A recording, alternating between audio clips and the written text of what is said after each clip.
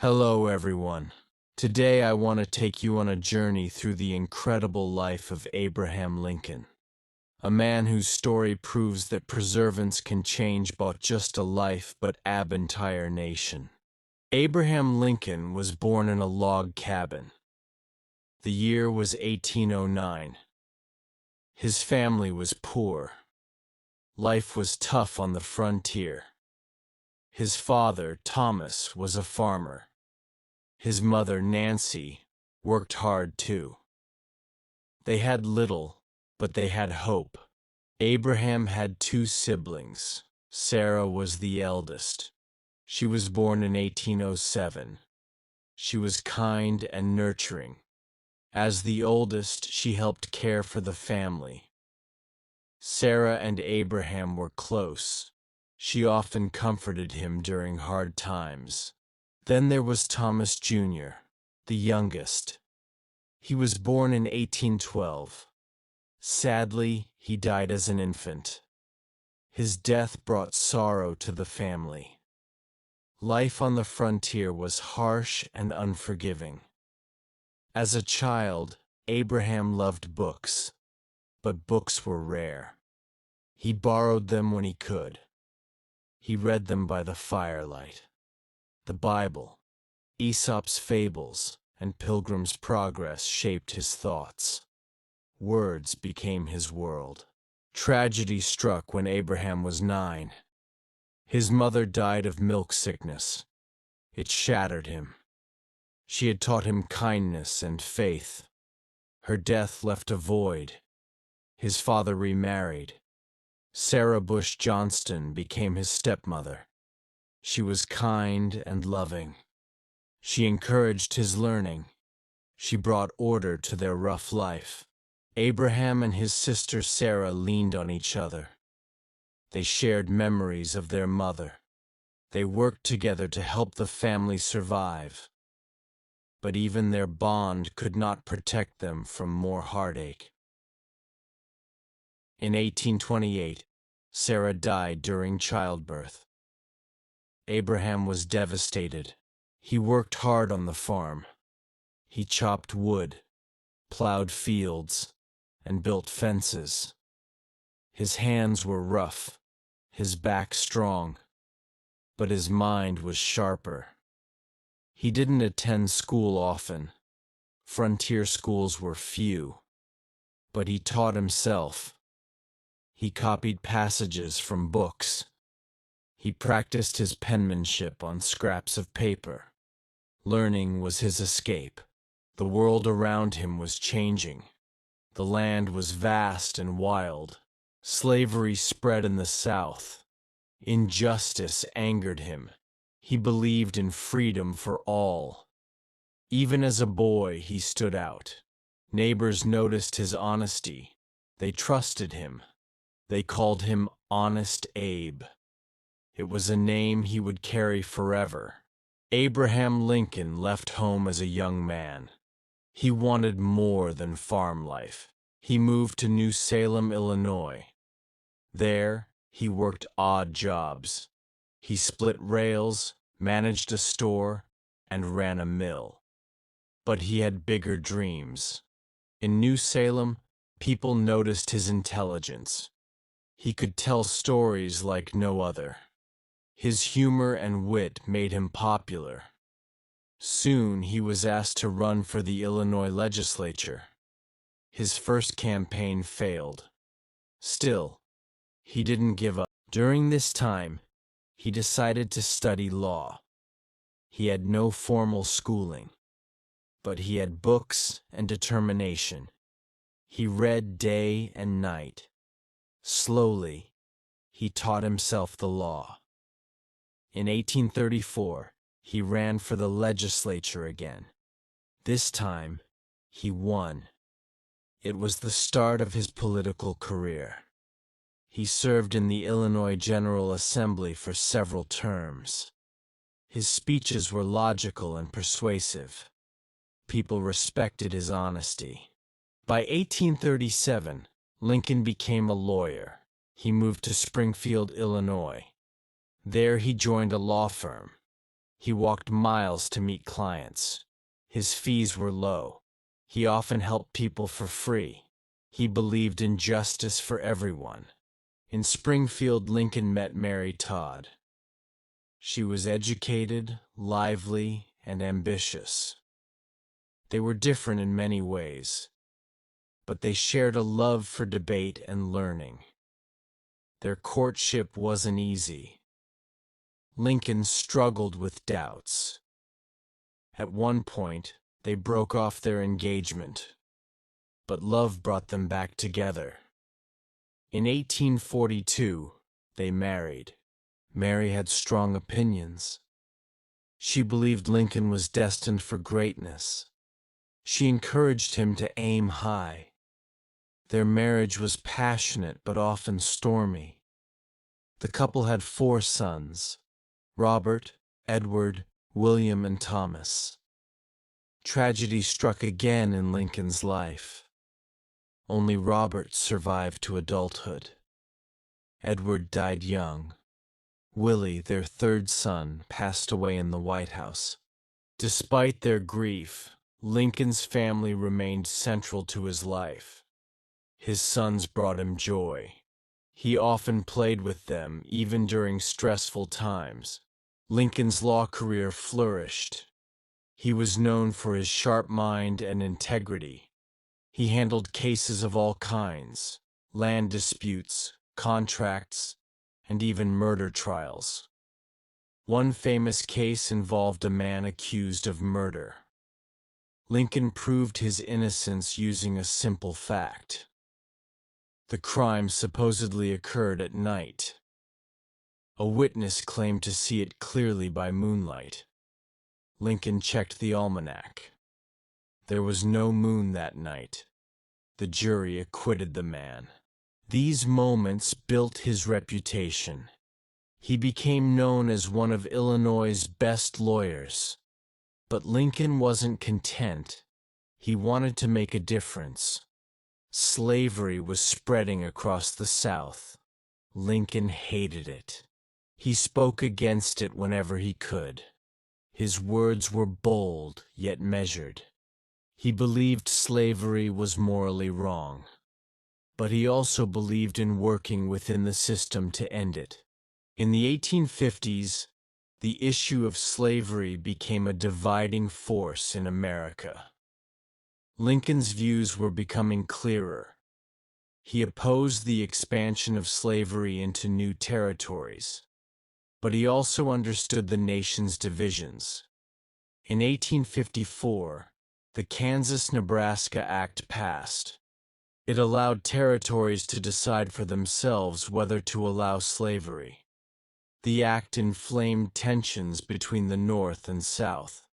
Lincoln saw this as a pivotal moment in the fight against slavery. In 1858, Lincoln ran for U.S. Senate against Stephen A. Douglas. The two men faced off in a series of debates. They debated the future of slavery, the Union, and the moral fabric of the nation. These debates became famous. Lincoln was not yet an abolitionist, but he was adamant that slavery should not spread. "Let us have faith that right makes might," Lincoln said. "And in that faith, let us to the end dare to do our duty as we understand it." Though Lincoln lost the Senate race, the debates helped him gain national attention. People were impressed by his logic, his humility, and his commitment to justice. This set the stage for his presidential bid. By 1860, the nation was on the edge of war. Tensions over slavery were at their peak. The Democratic Party split between Northern and Southern factions.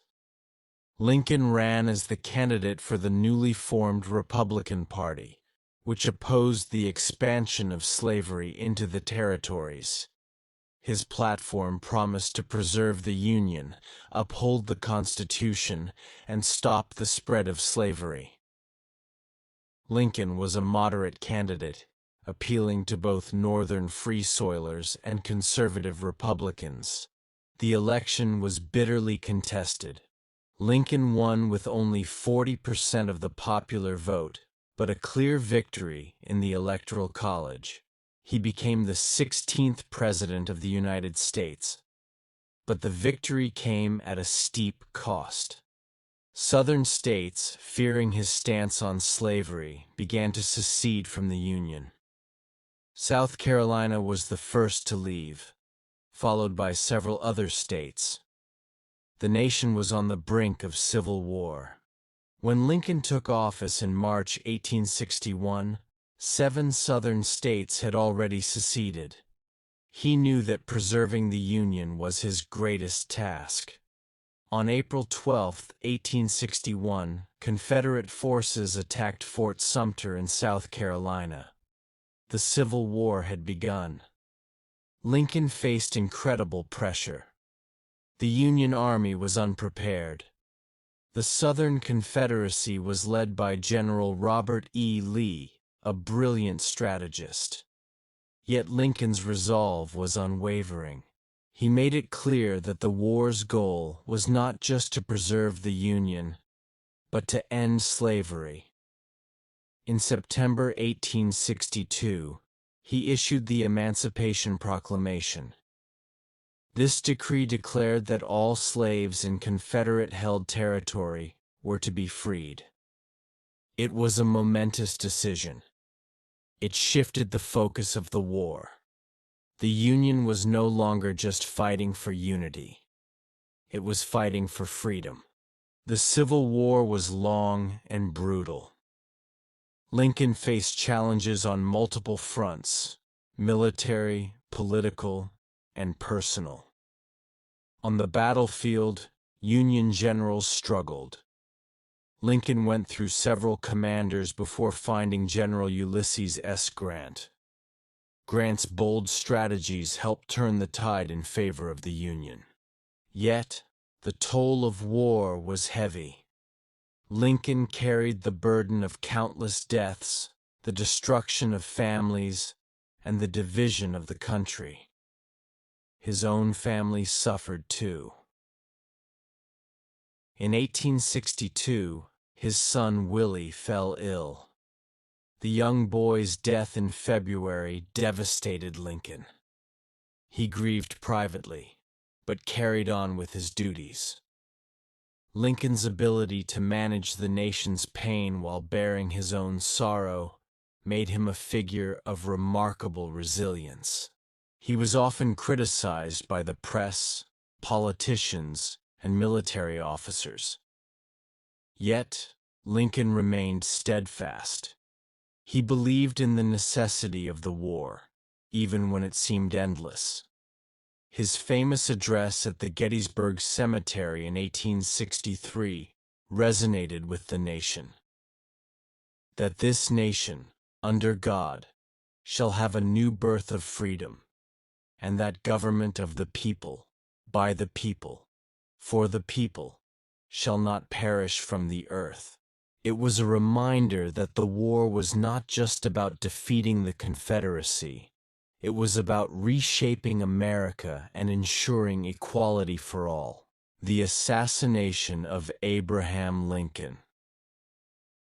The nation had barely begun to heal from the devastation of the Civil War when tragedy struck once again.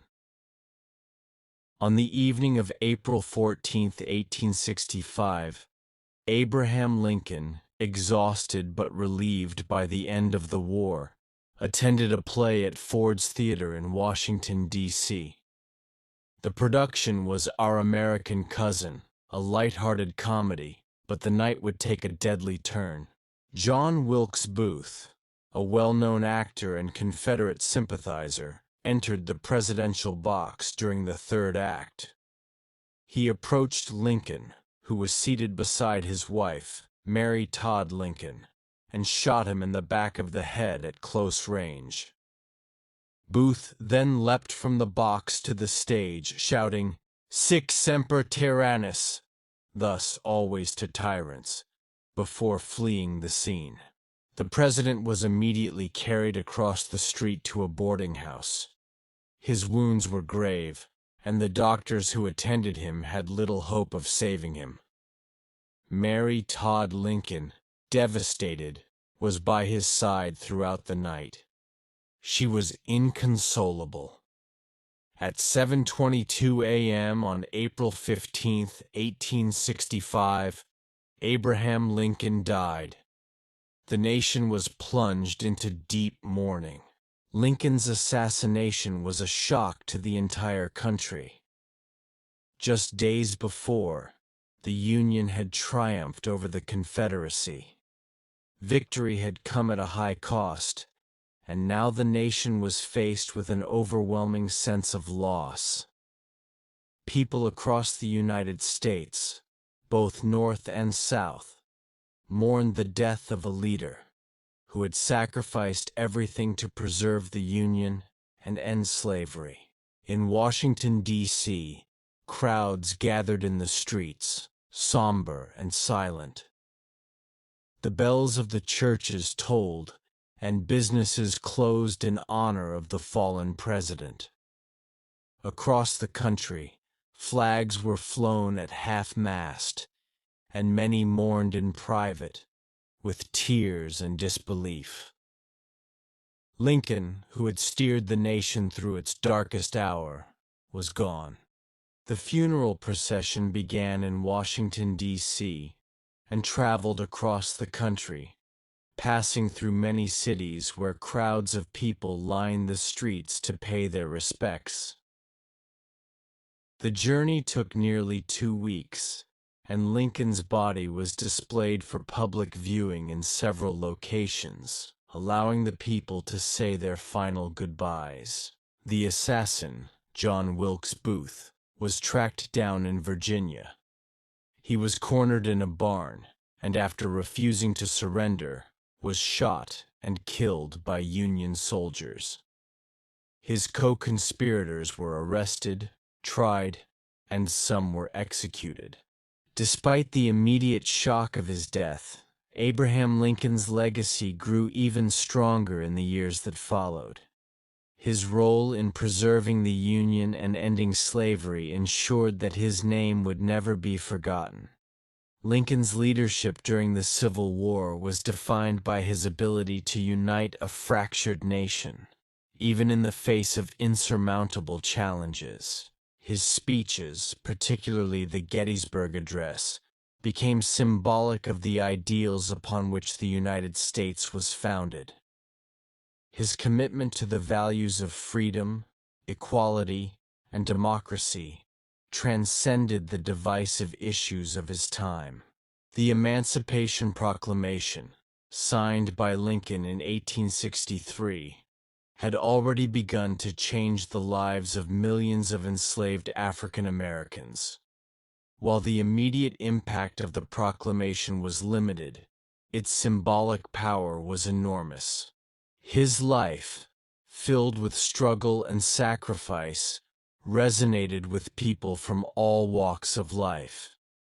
He came from humble beginnings, faced personal tragedy, and overcame countless obstacles to become one of the most respected figures in American history. In the years following his death, Lincoln's stature as a leader grew, and his place in American history became secure. His image became a symbol of hope and justice. Monuments were built in his honor, including the iconic Lincoln Memorial in Washington, D.C., where his figure gazes out over the National Mall. His face is etched into the hearts of Americans, a constant reminder of his vision for a more perfect union. Abraham Lincoln's legacy endures in the continued fight for equality and freedom. His words and actions continue to inspire generations, not only in the United States, but across the world. His belief that government of the people, by the people, for the people, shall not perish from the earth, remains a guiding principle in the pursuit of democracy. Though he lived a life filled with hardship, tragedy, and personal loss. Lincoln's name is now synonymous with courage, conviction, and the enduring hope for a better future.